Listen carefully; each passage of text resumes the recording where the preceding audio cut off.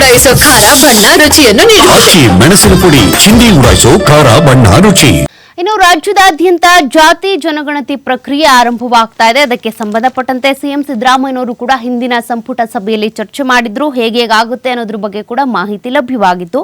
ರಾಜ್ಯ ಸರ್ಕಾರದ ನಿರ್ಧಾರದಂತೆ 10 ವರ್ಷಗಳ ಬಳಿಕ ಕರ್ನಾಟಕ ರಾಜ್ಯ ಹಿಂದುಳಿದ ವರ್ಗಗಳ ಆಯೋಗ ನಡೆಸೋದಕ್ಕೆ ಅಂತ ಉದ್ದೇಶಿಸಿರುವಂತಹ ಸಾಮಾಜಿಕ ಮತ್ತು ಶೈಕ್ಷಣಿಕ ಸಮೀಕ್ಷೆ ಅಂದರೆ ಜಾತಿ ಜನಗಣತಿಗೆ ಪೂರ್ವಭಾವಿಯಾಗಿ ಮೊದಲ ಹಂತದಲ್ಲಿ ಮನೆಗಳ ವಿದ್ಯುತ್ ಮೀಟರ್ಗಳಿಗೆ ಜಿಯೋ ಟ್ಯಾಗಿಂಗ್ ಕಾರ್ಯವನ್ನ ಶನಿವಾರದಿಂದ ಆರಂಭ ಮಾಡಲಾಗಿದೆ.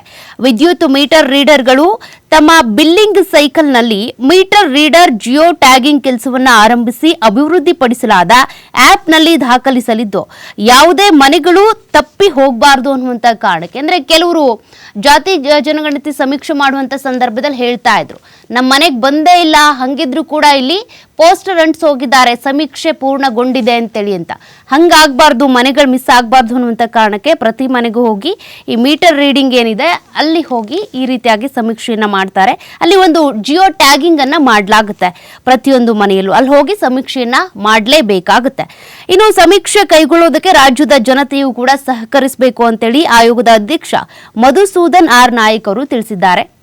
ಮೊದಲ ಹಂತದಲ್ಲಿ ಸಮೀಕ್ಷೆಗೆ ಪೂರ್ವಭಾವಿಯಾಗಿ ಮನೆ ಪಟ್ಟಿ ಮತ್ತು ಅವುಗಳ ನಕ್ಷೆ ಮ್ಯಾಪಿಂಗ್ ಮಾಡುವಂತ ಕೆಲಸವನ್ನ ಮಾಡ್ತಾ ಇದ್ದಾರೆ. ರಾಜ್ಯದಾದ್ಯಂತ ಎಲ್ಲಾ ಮನೆಗಳ ಸಂಪೂರ್ಣ ಎಣಿಕೆ ಮಾಡೋದು, ಅನುಕ್ರಮ ಸಂಖ್ಯೆಗಳನ್ನ ನೀಡಲಾಗುತ್ತೆ. ಹಾಗೆ ಮ್ಯಾಪಿಂಗ್ ಕೆಲಸವನ್ನ ಶುರು ಮಾಡ್ತಾರೆ. ರಾಜ್ಯದಲ್ಲಿರುವಂತಹ ಎಲ್ಲಾ ವಾಸದ ಮನೆಗಳಿಗೆ ವಿದ್ಯುತ್ ಸಂಪರ್ಕ ಇರೋದ್ರಿಂದ ವಾಸದ ಮನೆಗಳ ಆರ್ಆರ್ ಮೀಟರ್ ಆಧಾರದ ಮೇಲೆ ಮನೆಗಳನ್ನ ಗುರುತಿಸಿ ಅಲ್ಲಿರುವ ಜನರ ಸಮೀಕ್ಷೆಯನ್ನ ಮಾಡಲಾಗುತ್ತೆ. ಎರಡನೇ ಹಂತದ ಸಮೀಕ್ಷೆ ಕಾರ್ಯವನ್ನ ಸೆಪ್ಟೆಂಬರ್ 22ರಿಂದ ಅಕ್ಟೋಬರ್ 7ರವರೆಗೆ ನಡೆಸಲಾಗುತ್ತೆ ಅಂತ ಪ್ರಕಟಣೆಯಲ್ಲಿ ತಿಳಿಸಿದ್ದಾರೆ. ಇನ್ನು ಈ ಆಡಳಿತ ಮತ್ತು ಇಂಧನ ಇಲಾಖೆಗಳು ವಿದ್ಯುತ್ ಶಕ್ತಿ ಮೀಟರ್ ಸಂಪರ್ಕದ ಅಂದ್ರೆ ಆರ್ಆರ್ ನಂಬರ್ ಏನಿದೆ ಅದರ ಆಧಾರದ ಮೇಲೆನೆ ಆಪ್ ಅನ್ನ ಅಭಿವೃದ್ಧಿಪಡಿಸಿರೋದು. ಇದು ಎಲ್ಲಾ ಇಸ್ಕಾಂ ಮೀಟರ್ ರೀಡರ್ಗಳನ್ನ ಒಳಗೊಂಡಿರುತ್ತೆ. ಇಸ್ಕಾಂಗಳ ಮೀಟರ್ ರೀಡರ್ಗಳು ಬಿಲ್ಲಿಂಗ್ ಮಾಡುವ ಜೊತೆಗೆ ಮನೆಗಳನ್ನ ಜಿಯೋ ಟ್ಯಾಗ್ ಮಾಡಿ ಸಾಮಾಜಿಕ ಮತ್ತು ಶೈಕ್ಷಣಿಕ ಸಮೀಕ್ಷೆ ವ್ಯಾಪ್ತಿಗೆ ಒಳಪಡಿಸುತ್ತಾರೆ ಅಂತ ಮಧುಸೂದನ್ ನಾಯಕ್ ಅವರು ತಿಳಿಸಿದ್ದಾರೆ. ಮನೆ ಪಟ್ಟಿ ಕಾರ್ಯಾಚರಣೆಗಳ ಈ ಮೊದಲ ಹಂತವು ತುಂಬಾ ಸವಾಲಿನ ಕೆಲಸ ಆಗಿದ್ರೂ ಕೂಡ ವ್ಯವಸ್ಥಿತವಾಗಿ ಸಮೀಕ್ಷೆ ನಡೆಸಲಾಗುವುದು. ಆದ್ದರಿಂದ ಸಾರ್ವಜನಿಕರು ಮತ್ತು ಪ್ರತಿಯೊಂದು ಕುಟುಂಬದ ಸದಸ್ಯರು, ವಿಶೇಷವಾಗಿ ಅಪಾರ್ಟ್ಮೆಂಟ್ ನಲ್ಲಿ ಇರ್ತಾರಲ್ಲ ಅಂತಹ ಸದಸ್ಯರು ಕೂಡ ಮತ್ತೆ ಈ ಕ್ಲಸ್ಟರ್ ವಾಸಸ್ಥಾನಗಳಲ್ಲಿ ಇರುವಂತವರು ಕೂಡ ಮೀಟರ್ ರೀಡರ್ಗಳಿಗೆ ವಹಿಸಲಾಗಿರುವ ಮನೆ ಪಟ್ಟಿ ಕೆಲಸವನ್ನ ಸುಗಮವಾಗಿ ಪೂರ್ಣಗೊಳಿಸುವ ದಿಸೆಯಲ್ಲಿ ಸಹಕಾರ ಕೊಡಬೇಕು ಅಂತ ಆಯೋಗದ ಅಧ್ಯಕ್ಷರು ಮನವಿ ಮಾಡಿಕೊಂಡಿದ್ದಾರೆ.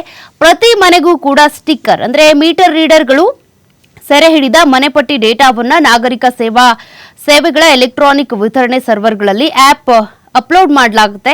ನಂತರ ದ್ವಿತೀಯ ದತ್ತಾಂಶಗಳನ್ನ ಆಧಾರವಾಗಿಟ್ಕೊಂಡು ಮನೆ ಪಟ್ಟಿ ಸಮೀಕ್ಷೆ ಉದ್ದೇಶಕ್ಕಾಗಿ ಮ್ಯಾಪಿಂಗ್ ಅನ್ನ ಮಾಡ್ತಾರೆ. ಅಭಿವೃದ್ಧಿಪಡಿಸಲಾದ ಅಪ್ಲಿಕೇಶನ್ ಅಲ್ಲಿ ಮನೆ ಸ್ಥಳ ಸೆರೆ ಹಿಡಿಯಲಾಗುತ್ತೆ ಮತ್ತು ಪ್ರತಿ ತಿಂಗಳು ವಿಶಿಷ್ಟ ಸಂಖ್ಯೆಯನ್ನ ನೀಡ್ತಾರೆ. ಅಪಾರ್ಟ್ಮೆಂಟ್ಗಳು, ವಾಸಸ್ಥಳಗಳ ಕ್ಲಸ್ಟರ್ಗಳನ್ನು ಸೇರಿದಂತೆ ಇದೆಲ್ಲವೂ ಕೂಡ ಅನ್ವಯವಾಗುತ್ತೆ. ಇದಾದ ನಂತರ ಪ್ರತಿ ಮನೆಗೂ ಸ್ಟಿಕ್ಕರ್ ಅಂಟಿಸಿ ಸಮೀಕ್ಷೆದಾರರಿಗೆ ಮನೆ ಗುರುತಿಸುವಿಕೆ ಸುಲಭವಾಗುವಂತೆ ಮಾಡ್ತಾರೆ. ಇದೆಲ್ಲ ಆದ ನಂತರ ಸಮೀಕ್ಷೆ ಶುರುವಾಗುತ್ತೆ ಅನ್ನುವಂತಹ ಮಾಹಿತಿ. ಹಿಂದೆ ಏನು ಸ್ಟಿಕ್ಕರ್ ಅಂಟಿಸಿ ಹೋಗ್ಬಿಡ್ತಾ ಇದ್ರಲ್ಲ ಸಮೀಕ್ಷೆ ಪೂರ್ಣಗೊಂಡಿದೆ ಅಂತ, ಆ ರೀತಿ ಕನ್ಫ್ಯೂಷನ್ಸ್ ಆಗಬಾರ್ದು ಅನ್ನುವಂಥ ಕಾರಣಕ್ಕೆ ಈ ಬಾರಿ ಪ್ರತಿಯೊಬ್ಬರ ಮನೆಯಲ್ಲೂ ವಿದ್ಯುತ್ ಸಂಪರ್ಕ ಇದ್ದೇ ಇರುತ್ತೆ. ಹಾಗಾಗಿ ಆರ್ಆರ್ ನಂಬರ್ ಅನ್ನ ಬಳಕೆ ಮಾಡ್ಕೊಳ್ಳೋದ್ರ ಮೂಲಕ ಈ ರೀತಿಯಾಗಿ ಒಂದು ಪೂರ್ವ ತಯಾರಿಯನ್ನ ಮಾಡ್ಕೊಳ್ತಾ ಇದ್ದಾರೆ.